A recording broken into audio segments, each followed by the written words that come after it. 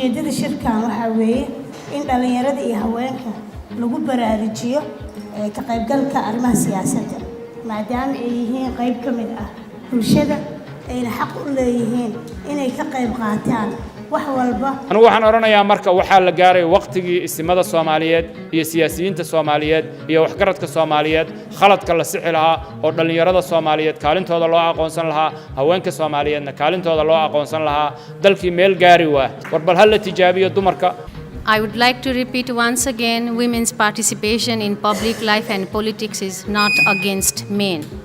but this is about the development and progress of the society we are living in. waddankeena qof ajnabiyo kama ah madaxweyne waa dadkii dalka u dhashay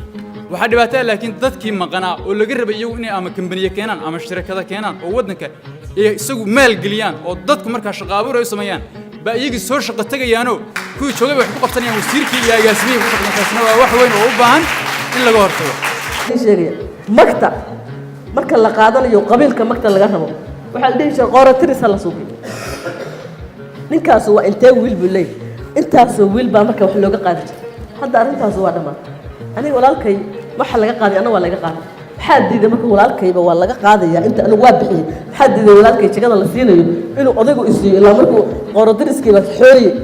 maadaama dalkeeni dhismayo uu dhismo leeyahay inaad qurba joogta tiraahdaan wardowgiina iyo shaqadiina nagala soo qayb galad kuwiina meeshan imaadayna annakuna waxbaanu baranay de xuquuqda aanu leenahay waa inaan helnaa taa ku dooda